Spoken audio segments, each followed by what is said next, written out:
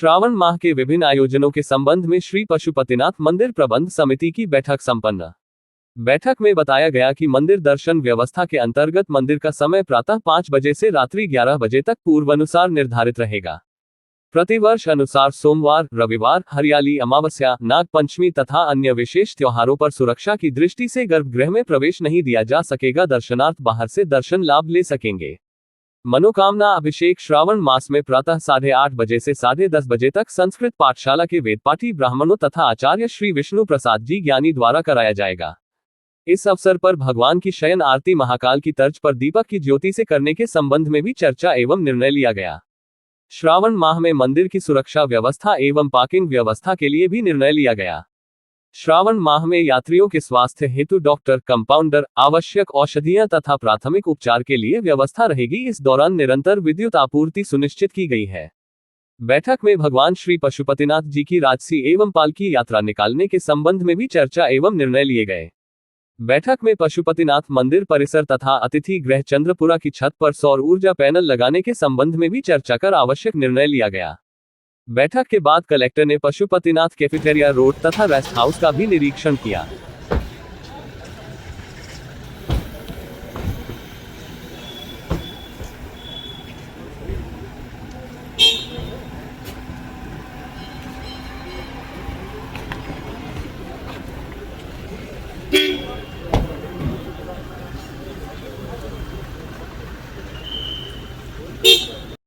पशुपतिनाथ भगवान मंदिर समिति की बैठक आयोजित की गई थी। श्रावण मास जो आगे आने वाला है उसकी व्यवस्थाओं के संबंध में सभी विभागों को बुलाकर और मंदिर समिति के सभी सदस्यों के साथ मुख्य बिंदुओं पर चर्चा हुई, जैसे कि श्रद्धालुओं के लिए क्या सुविधाएं हम लोग दे सकते हैं, क्राउड मूवमेंट, ट्रैफिक मूवमेंट, साथ साथ जो नया पशुपतिनाथ लोक परिसर अब खुल गया है उसके परिप्रेक्ष्य में सबसे पहला ये श्रावण माह मनाया जा रहा है, तो कैसे लोगों के लिए बेहतर सुविधाएं की जा सकती हैं उस पर आज हम लोगों ने विचार किया। तो जी, सभी अधिकारियों को, संबंधित विभागों को इस बार के श्रावण माह में उचित व्यवस्था करने के लिए उचित निर्देश भी दिए गए हैं। साथ साथ में जैसे एमपीवी की लाइट, मंदिर परिसर में हम लोग लाइटिंग की व्यवस्था इस बार ठीक ठाक करना चाहते हैं, तो उस पर स्पेशल इंस्ट्रक्शन दिया गया है। इस बार यह प्रयास किया जा रहा है कि हम लोग सुचारू रूप से वहाँ प्रसादी का वितरण भी करेंगे, तो उसके लिए भी उचित निर्देश दिए गए हैं। पूर्ण रूप से व्यवस्थित इंतजाम और साथ साथ में ही नवाचार का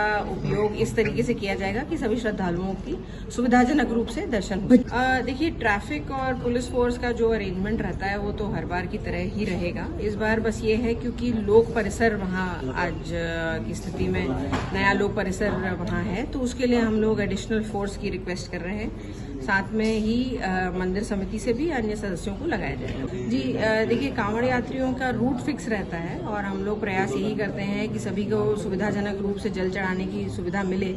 साथ साथ में उनके पेयजल के, उनके रेस्ट करने के लिए चिन्हित स्थान भी तैयार किए जा रहे हैं। कुछ ऐसे स्थान मंदिर समिति के द्वारा भी तैयार किए जा रहे हैं जहां पे कांवड़ यात्री सुचारू रूप से आराम कर सकें, उनके लिए सुविधाजनक वो स्थान रेस्ट का बन सके। तो ये सारी सुविधाओं और सभी इंतजाम पे आज चर्चा हो गई है और उचित निर्देश। कैफेटेरिया के समस्त लगा हुआ जो रोड है वो सिंहस्थ मध्य से हम लोग नया एक 4 लेन रोड बनवा रहे हैं, ताकि बाईपास से भगवान मंदिर परिसर की कनेक्टिविटी और मंदिर से अन्य शहर के आने जाने का रास्ता सुविधाजनक और सुचारू हो जाए। तो उसका आज इंस्पेक्शन कर रहे थे, क्योंकि जल्द से जल्द वो काम भी कंप्लीट कराना है। सभी एजेंसीज को बुला के कंबाइंड तरीके से एक कोऑर्डिनेटेड काम चलवाया जा रहा है। इसमें मुख्य रूप से उद्देश्य इसका यही है कि श्रद्धालुओं को कोई असुविधा ना हो और साथ साथ में शहर को भी जो सिंहस्थ मठ से सौगात मिल रही है वो भी जल्द से जल्द तैयार हो जाए। जैसा कि आप देख सकते हैं पीछे मंदिर समिति द्वारा निर्मित जो गेस्ट हाउस है उसका भी रेनोवेशन हो गया है और ये भी जल्द से जल्द लोगों के लिए अवेलेबल हो जाए।